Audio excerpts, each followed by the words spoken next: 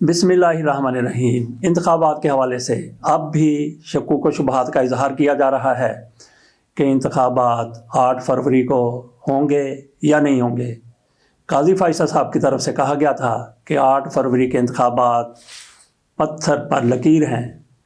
लेकिन सेनेट में करारदाद आ जाती है। मौलाना फजल रहमान मुहिम चलाते हुए नज़र आ रहे हैं इंतखाबात के ख़िलाफ़। बाकी भी कई जगहों पे इंतखाबात के इल्तवा की कोशिशें हो रही हैं। सईद आसी साहब की तरफ से नवाए वक्त में आर्टिकल लिखा गया जिसका उन्वान है पत्थर पर दो तरफा लकीर। सईद आसी साहब ने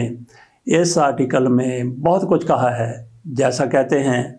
कुछ भी ना कहा और कह भी गए, ऐसा हरगिज़ नहीं है। सईद आसी साहब की तरफ से इस आर्टिकल में सब कुछ कह दिया गया है, कुछ बिल्कुल वाज़े तौर पर, और एक आध बात ऐसी जो बैन सतूर है सईद आसी साहब के इस आर्टिकल में जिसका उन्वान पत्थर पर दो तरफा लकीर है। तो उससे आप अंदाज़ा कर सकते हैं कि ये कैसी लकीर हो सकती है जो पत्थर पर भी है और दो तरफा भी है। आइए ज़रा मुलाहिज़ा कीजिए सईद आसी साहब ने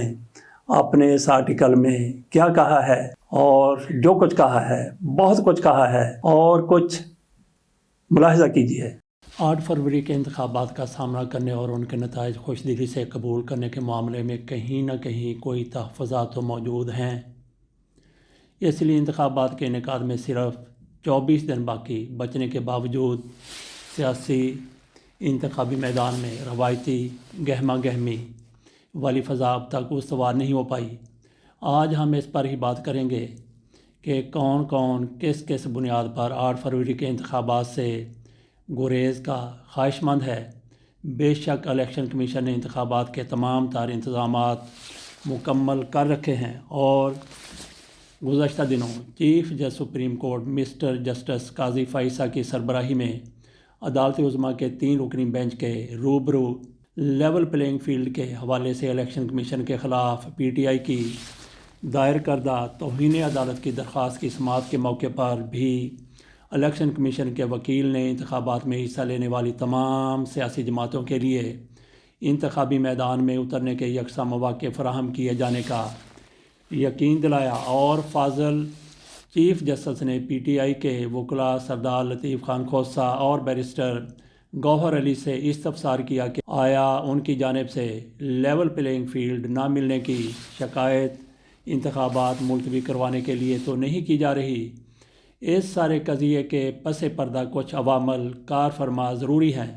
जो 8 फरवरी के इंतखाबात से गुरेज़ की फ़ज़ा बहरहाल हमवार कर रहे हैं। सेनेट में एक आज़ाद रुकन दिलावर ख़ान की जानिब से इंतखाबात के इल्तवा के लिए अचानक करारदाद पेश करना और हाउस में कोरम ना होने के बावजूद चेयरमैन सेनेट सादक संजरानी की जानिब से रूल्स ऑफ बिज़नेस से हटकर यकायक इस करारदाद पर वोटिंग कराना और फिर करारदाद मंजूर होने का ऐलान करते ही सेनेट का इजलास गैर मुअय्यना मुद्दत के लिए मुलतवी कर देना 8 फरवरी के इंतखाबात से गुरेज़ की पस पर्दा हिकमत अमली को ही उजागर कर रहा था। और मुझे ये नतीजा अखज़ करते हुए कतन कोई हिचकिचाहट महसूस नहीं हो रही कि इस करारदाद के हाउस में पेश होने के बाद इसके मुमकिना मुज़र असरात की परवाह किए बगैर इस पर कार्रवाई के लिए कोरम ना होने के बावजूद इजलास जारी रखवाने, उसकी मुखालफत न करने और वोटिंग के वक्त गैर जानबदार रहने वाले अरकान सेनेट की जमातों को इस वारदात। सईद आसी साहब ने अपने आर्टिकल में वारदात को इन्वर्टेड कॉमास में लिखा है। सईद आसी साहब मज़ीद कहते हैं कि गैर जानबदार रहने वाले अरकान सेनेट की जमातों को इस वारदात का पेशगी इल्म था, इसलिए तो चेयरमैन सेनेट ने अचानक करारदाद पेश करके फौरी मंजूर भी करा ली और साथ इस करारदाद की कापी इंतखाबात के इल्तवा के लिए ज़रूरी कार्रवाई की खातिर इलेक्शन कमीशन और दूसरे मुतल्लिक़ा अदारों को भिजवा भी दी। सईद आसी साहब कहते हैं तो जनाब इस झटपट के कुछ तो मुहरक़ात मौजूद हैं जिनकी बाद सियासी जमातों की नीम बरूं वाली हिकमत अमली भी कार फरमा है। इस हवाले से सबसे ज़्यादा मलबा सबक हुक्मरान PTI पर ही पड़ता नज़र आ रहा है, जिसने अबूरी निगरान हुकूमत की तश्कील से भी पहले लेवल प्लेइंग फील्ड का शोर उठाना شروع کر دیا تھا اور اس کی قیادت کی جانب سے واضح دیا جانے لگا تھا کہ انتخابی میدان میں ہم نہیں ہوں گے تو پھر دوسروں کے لیے بھی انتخابی میدان میں اترنا ناممکن بنا دیں گے۔ پی ٹی آئی کے بانی قائد عمران خان تو اپنی گرفتاری سے قبل تزک و احتشام کے ساتھ منعقد کیے جانے والے ہر پبلک جلسے میں اس پاکستان پر جس میں پی ٹی آئی اقتدار میں نہ ہو، دشمن کے حملے، اس کی ایٹمی ٹیکنالوجی کو بم سے اڑانے،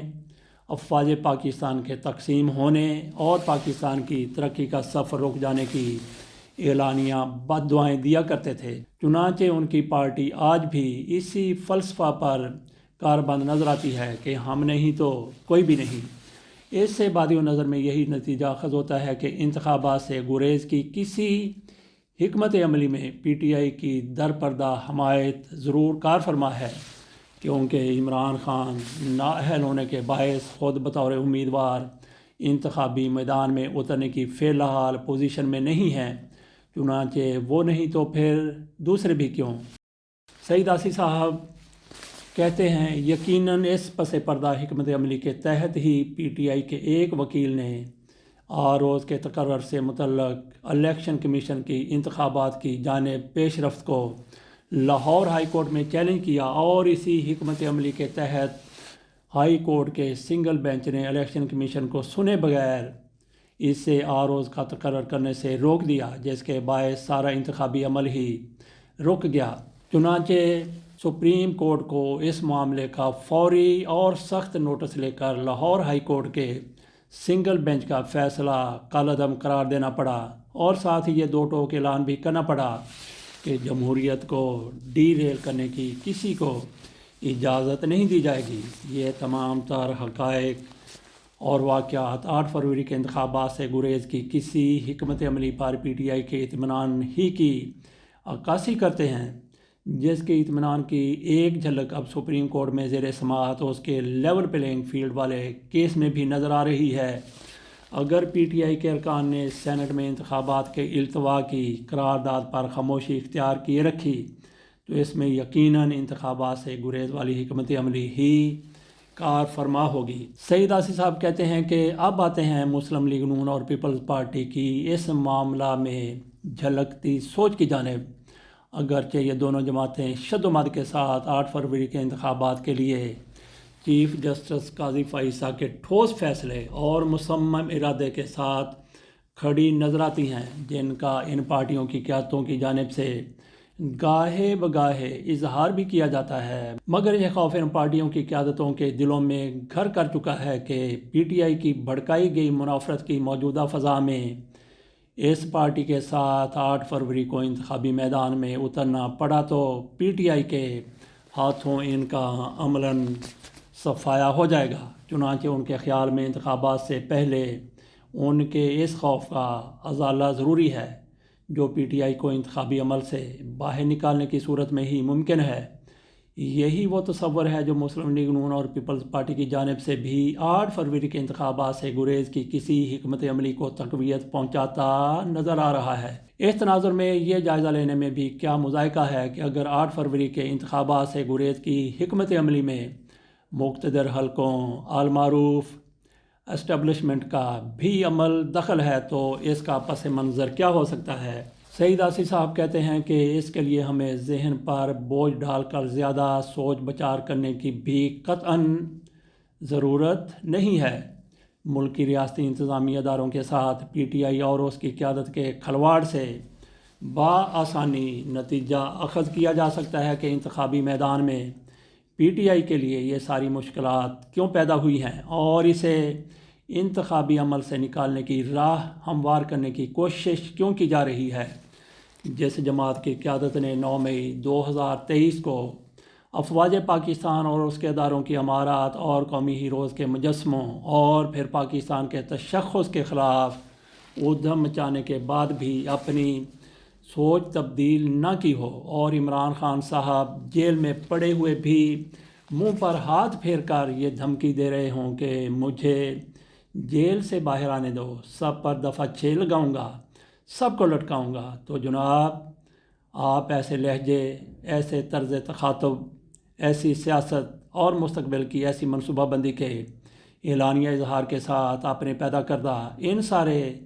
مخالفین سے کس برتے پر یہ توقع کر سکتے ہیں کہ انتخابی میدان میں آپ پر پھول برسا کر آپ کا ریڈ کارپیٹڈ استقبال کیا جائے گا، پھر آپ کو انتخابی میدان سے دور رکھنے کی ہی کوئی حکمت عملی طے ہوگی جو 8 فروری کے انتخابات کی تمام تر یقین دہانیوں کے باوجود کسی نہ کسی حوالے سے اور کسی نہ کسی سطح پر اپنی موجودگی کا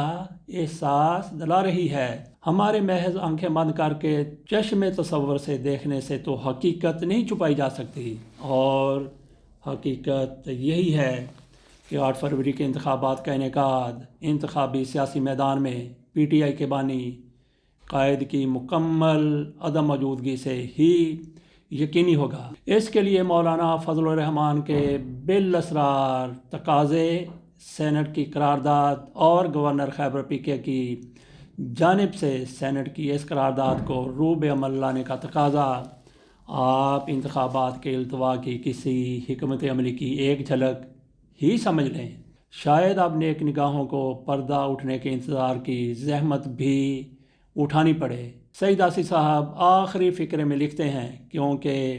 اس حکمت عملی پر ایسے یا ویسے سبھی متفق نظر آتے ہیں، چنانچہ